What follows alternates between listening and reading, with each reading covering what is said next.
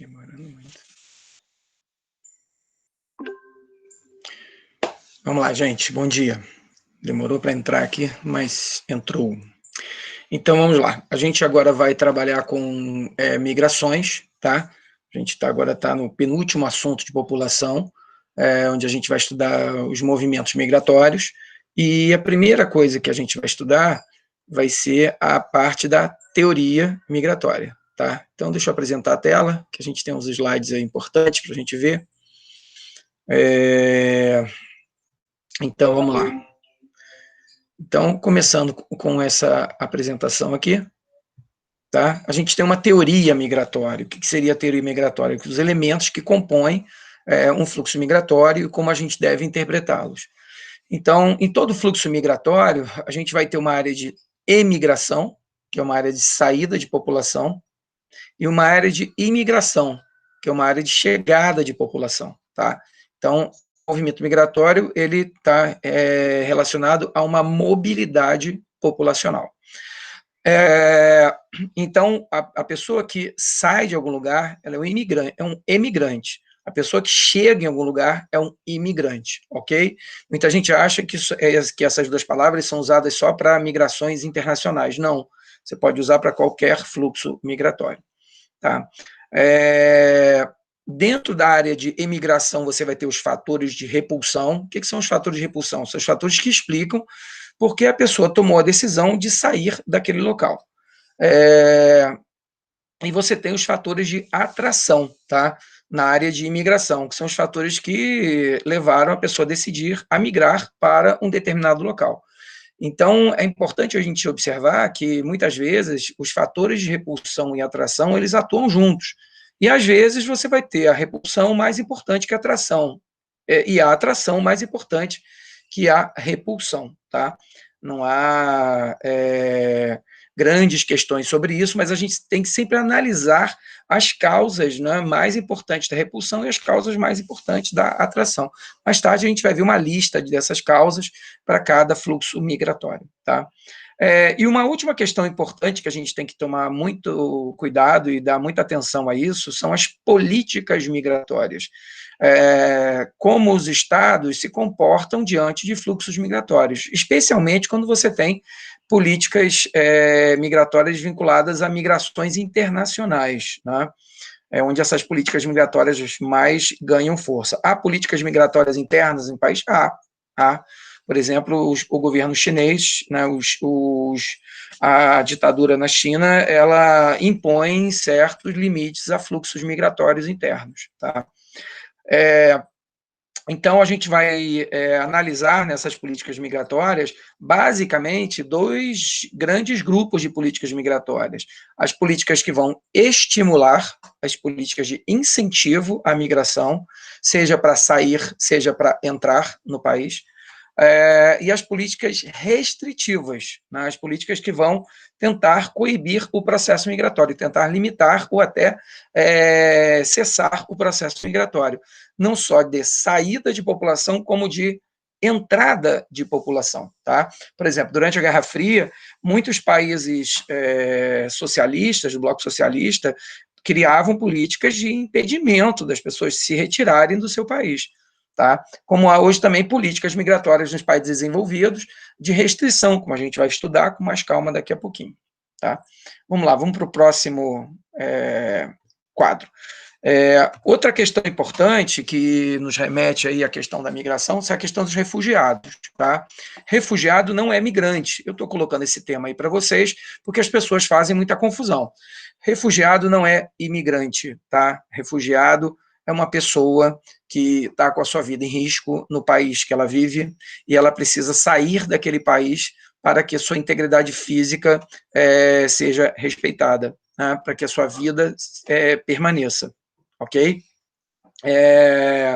Refugiados ambientais, isso é um termo que vem crescendo, ganhando força nas últimas décadas, mas a Organização das Nações Unidas, ela não reconhece esse tipo de refugiado, tá? A Organização das Nações Unidas vai reconhecer refugiados, por exemplo, de razões políticas, tá?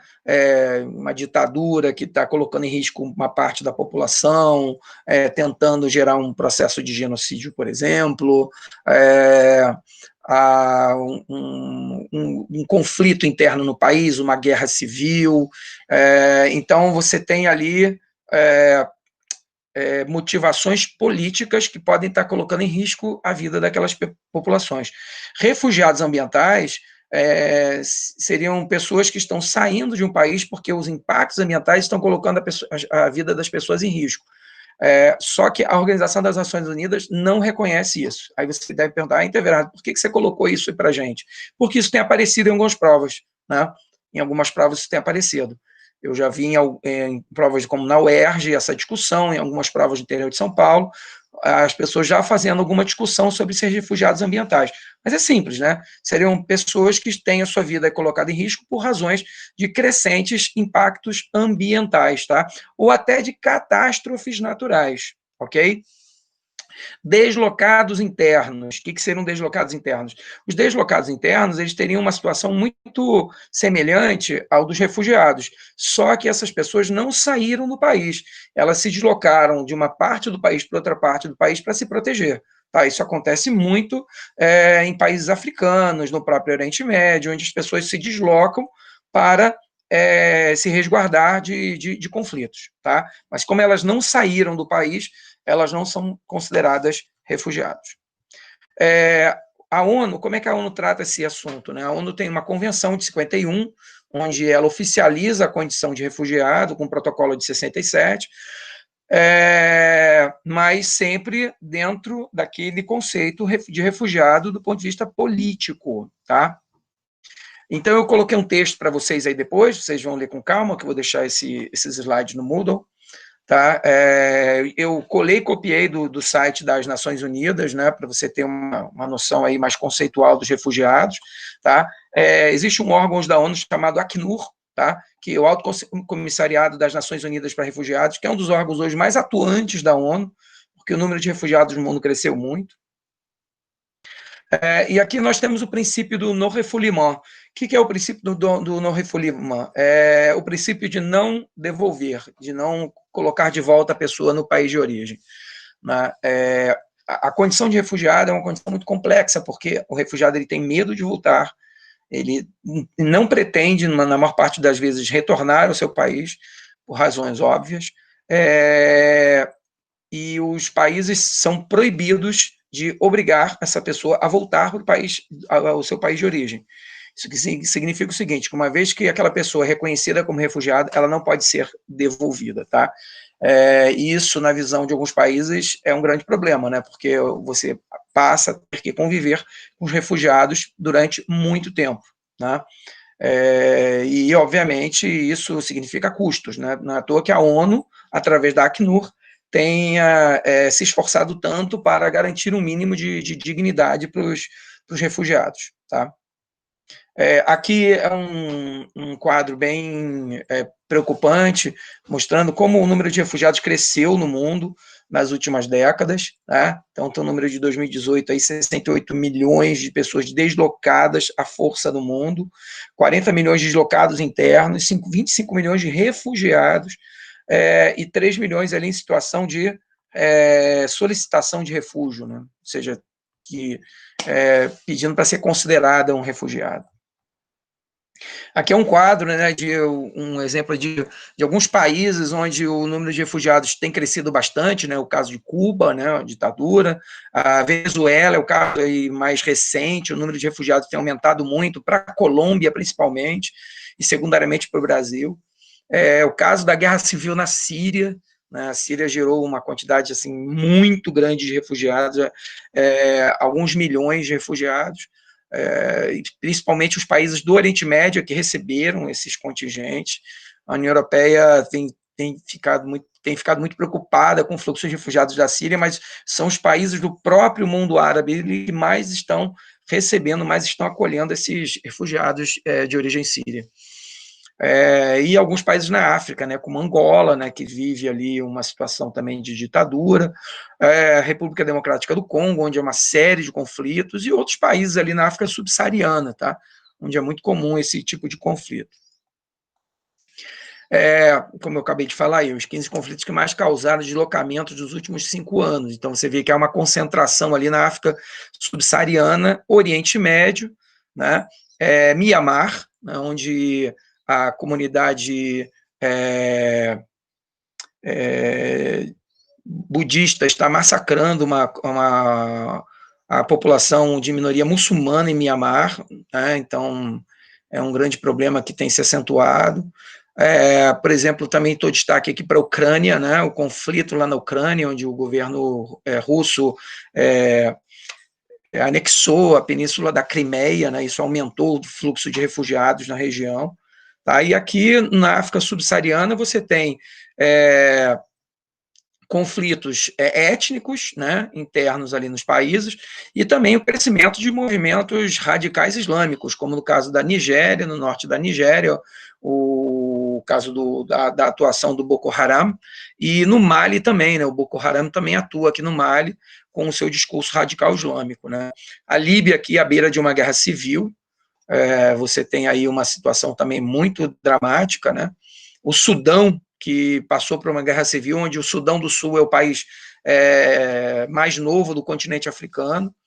Então, há refugiados no mundo inteiro, mas há uma certa concentração aí no eixo África-Oriente Médio. A Venezuela não está aí, né? A Venezuela é um dos países que mais recentemente tem aumentado o número de refugiados, mas a Venezuela certamente teria destaque nesse mapa também. Eu queria mostrar isso para vocês aí, ó. De 2010 para 2017, olha como o número de refugiados venezuelanos aumentou, né, absurdamente aí, sendo que a Colômbia, né, queria mostrar para vocês isso, a Colômbia é o país que mais recebeu refugiados. Em segundo lugar, como vocês estão vendo aí, o Brasil, né, o Brasil também tem recebido bastante. E tem um problema, né, os refugiados chegam ali por Roraima, só que a região norte, ela tem pouca capacidade de absorver economicamente os venezuelanos, então a gente tem que se deslocar até o centro-sul. Tá? Refugiados no Brasil, também queria mostrar isso para vocês, 2016, a Venezuela não está aí, porque o fluxo de venezuelanos cresceu nos últimos anos, mas vocês veem aqui a Síria, né, Angola, Angola, população de língua portuguesa, né, aproveitando essa proximidade cultural para buscar refúgio no Brasil, mas também outros países, né, de outras línguas, de outras culturas, também buscando o Brasil como refúgio. O Brasil é um ponto seguro para refúgio? Não, a maior parte dos refugiados migram para países desenvolvidos, onde há uma possibilidade maior de reconstruir sua vida. Mas, como a questão dos refugiados tem crescido muito no mundo, né, os países em desenvolvimento também estão recebendo bastante, né, como é o caso do Oriente Médio, ali em volta da Síria. Bom, agora a gente vai entrar nas migrações internacionais, tá? Agora que a gente já viu a teoria migratória, a gente falou um pouquinho de refugiados, a gente agora vai entrar nas migrações internacionais. Existem 3 grandes tipos de migrações internacionais, tá? As migrações dos países em desenvolvimento para os países desenvolvidos, que nesse caso aqui desse mapa está com o número 1, certo? As migrações dos países desenvolvidos para países desenvolvidos, que está aqui nesse mapa com o número 2, tá? E o número 3, que é a migração de países em desenvolvimento para países em desenvolvimento. Então, eu vou começar aqui seguindo essa ordem aí, tá bom? Então, vamos lá. Fluxos migratórios internacionais também podem ser chamados de transmigrações, lembrem disso. Então, vou começar aqui com países em desenvolvimento para países desenvolvidos, que é o fluxo mais importante, tá? Das migrações internacionais, é o fluxo mais importante e o que mais é cobrado nas provas do vestibular, certo? Então, vamos aqui para os fatores dessa migração. Esses fatores vão poder ser usados para outros movimentos migratórios, podem ser até internos? Alguns sim, tá? Outros não, mas os fatores que eu vou mostrar para vocês, eles se encaixam perfeitamente nas migrações internacionais, sejam elas de países em desenvolvimento para países desenvolvidos, países desenvolvidos para países desenvolvidos, ou até países em desenvolvimento para países em desenvolvimento, tá? Obviamente, respeitando cada particularidade. Vamos lá. Então, gente, uma coisa que eu queria colocar já em destaque para vocês, razões econômicas são predominantes, tá? O grande combustível dos movimentos migratórios é a diferença econômica entre uma região e outra, entre o país e outro, tá? Quanto maior for a diferença, quanto maior for a distância socioeconômica, maior será o fluxo migratório, tá? Então, não se esqueçam disso, razões econômicas são preponderantes nesse processo migratório, ok? Então, vamos lá. Como eu acabei de falar. Então, primeira razão ali, crescimento das diferenças regionais, crescimento das diferenças socioeconômicas. Quanto maior a diferença, maior a migração. O que a globalização tem com isso, né? A globalização, ela aumentou as diferenças socioeconômicas entre os países. Então, isso vai fortalecendo os fluxos migratórios, certo? Aumentou por quê? Porque os países mais desenvolvidos tinham mais mão de obra qualificada, mais dinheiro para investir em tecnologia, né? Eles já estavam numa situação muito diferente. E a globalização, como vocês sabem, é um período de produção alucinante de novas tecnologias. À medida que você tem essa aceleração contemporânea do desenvolvimento tecnológico, as diferenças vão aumentando e os fluxos migratórios também se intensificam. Então, vamos lá. Vamos aqui às variáveis da migração internacional. Primeira, a econômica, como eu acabei de falar para vocês. Eu já comecei falando da econômica aí, né? Mas eu queria colocar aí de novo para reforçar. Não se esqueçam que as razões econômicas são decisivas, muitas vezes. Vamos lá. Segunda razão, gente, proximidade física. O que eu estou querendo dizer com isso? É inegável que a distância ela também é um fator importante, tá? Por exemplo, muitas vezes um mexicano decide migrar para os Estados Unidos não só porque é a maior economia do mundo, mas está ali do lado, né? É muito mais fácil para um mexicano atravessar a fronteira, com todas as dificuldades que estão sendo impostas hoje, do que um brasileiro ter que ir para os Estados Unidos. O custo é mais alto, né?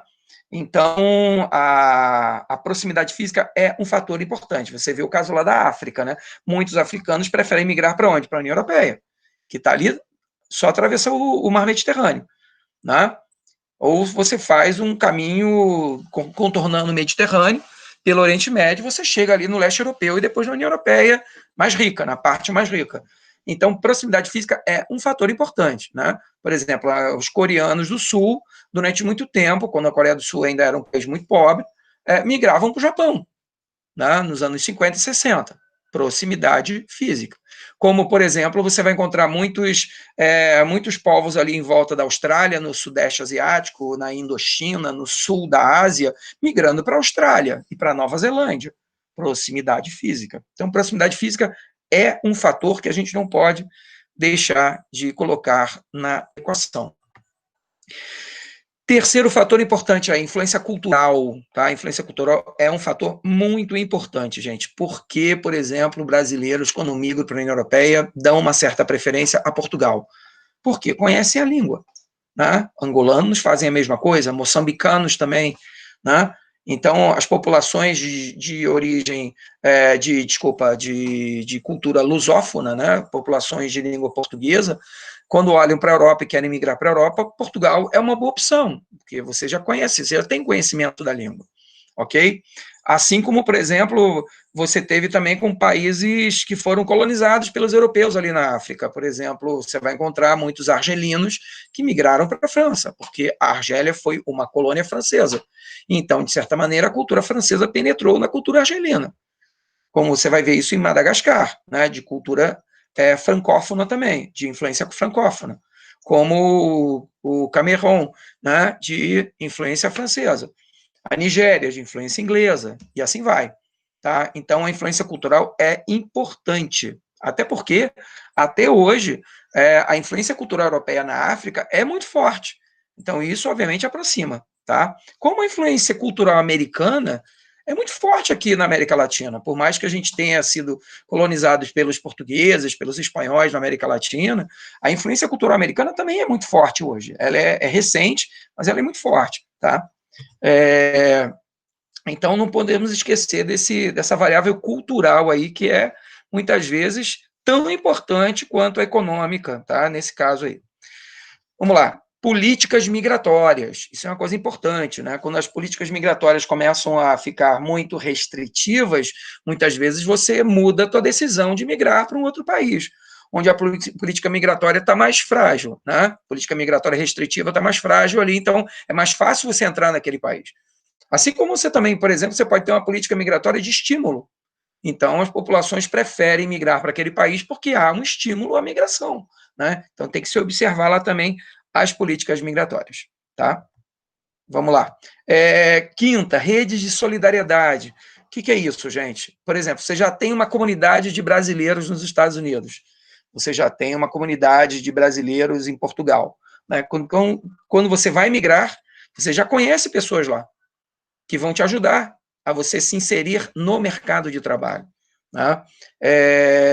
Então, vai se criando ali uma rede de informação, né? Uma rede de solidariedade e de informação, onde facilita o fluxo migratório. Muitos, por exemplo, mineiros migraram, aqui, brasileiros de Minas Gerais, migraram para Boston, né?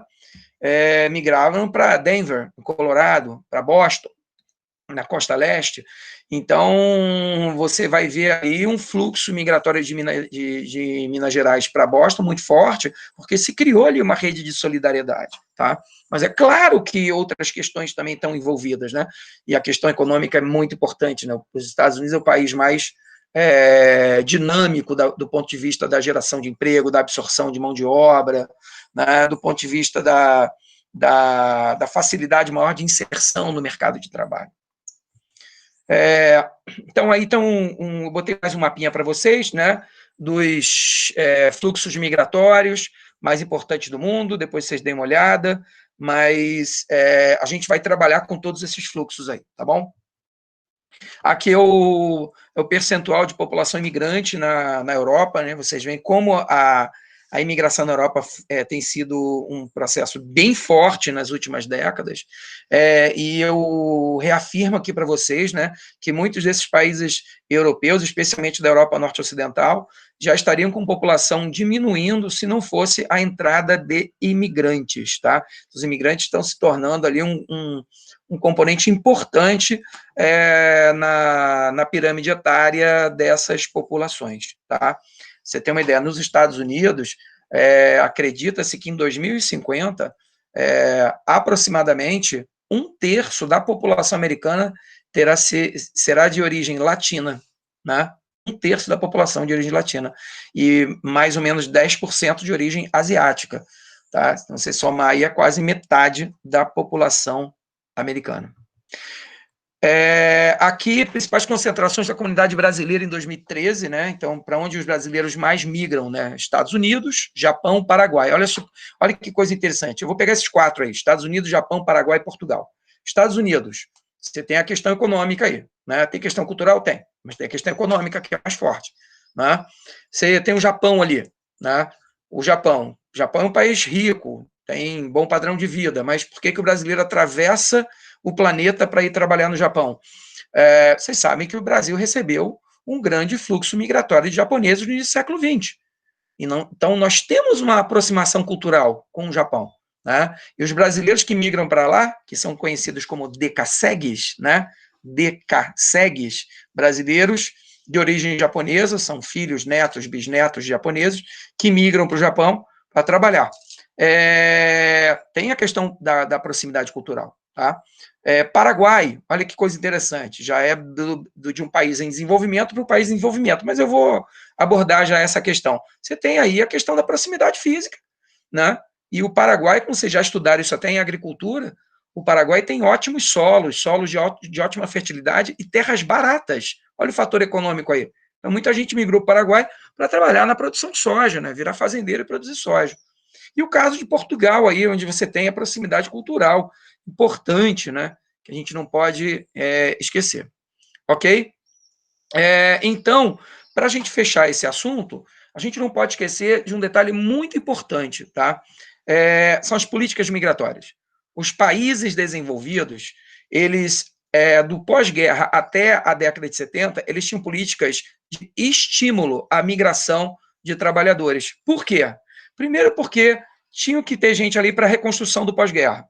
Muita gente morreu, era preciso mão de obra para a reconstrução do pós-guerra.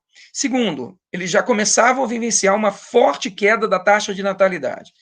Então, obviamente, essa forte queda da taxa de natalidade geraria essa terceira questão aí, que é a redução da população economicamente ativa. Então, literalmente, precisavam de população para trabalhar, certo? Agora, o grande problema é que, a partir da década de 80, os Estados Unidos foram pioneiros nisso, né? A primeira lei de restrição à imigração de 1987. O grande problema é que isso muda a partir dos anos 80. Por quê? Porque a gente tem uma mudança tecnológica. Né? Com a terceira revolução industrial, há uma exigência maior de qualificação da força de trabalho. Tá? Então, isso foi um fator muito importante para frear os fluxos migratórios. Eles precisam de mão de obra, mas eles precisam de mão de obra cada vez mais qualificada. Você teve um crescimento muito forte dos movimentos xenófobos, né? Na Europa, nos Estados Unidos, né? Estão mais fortes do que nunca hoje, e essas populações pressionam seus governos, votam, né? Elegem políticos contrários a fluxos migratórios. Crescimento dos bolsões de pobreza, né? Porque essas populações que migraram para esses países são pobres, então isso você teve a expansão da pobreza nesses países ricos, certo? Isso é um fator importante. Esse crescimento de bolsões de pobreza vai, muitas vezes, aumentar gastos sociais, o que a população vai reclamar, tá? Porque isso, obviamente, aumenta gasto público e aumenta carga tributária. Então, há uma pressão das populações locais ali no sentido de frear os fluxos migratórios. Tá? Crescente evasão de divisas, tá? Isso é uma coisa que depois a gente pode discutir com mais profundidade. É o fluxo de dinheiro que os trabalhadores mandam para os seus países de origem, tá? Lembrando sempre que esses trabalhadores vão ocupar postos de baixa qualificação, né? A maior parte foi ocupar postos de baixa qualificação. E o que acontece? Eles mandam dinheiro para as famílias. Esse dinheiro hoje é tão forte, tão volumoso hoje, que ele sustenta alguns países. No continente africano, no Oriente Médio, né? Anima a economia mexicana. Parte da economia mexicana é movida ao dinheiro dos imigrantes. Aqui no Brasil, por exemplo, algumas cidades do interior de São Paulo, do interior de Minas Gerais, são movimentadas economicamente com dinheiro dos imigrantes. Né? Só que é uma fuga de grana, né? É uma fuga de dinheiro dos países ricos para os países em desenvolvimento. Né? A divisa é capital estrangeiro. Né? Aversão à formação de sociedades mistas. Né? Então, começa a se crescer ali todo um discurso, todo um movimento contra uma possível destruição da cultura nacional. Né? Isso é muito forte nos Estados Unidos, na França, na Suécia. Então, há uma retórica, há uma narrativa com o argumento de que as sociedades mistas, né, as sociedades formadas por esses imigrantes, na verdade, estão destruindo a cultura original desses países. Né? E isso dá voto, gente, isso dá muito voto. Gente, eu vou parar por aqui, nós já nos estendemos bastante, e na próxima aula a gente entra nos outros fluxos migratórios internacionais. Um abraço a todos.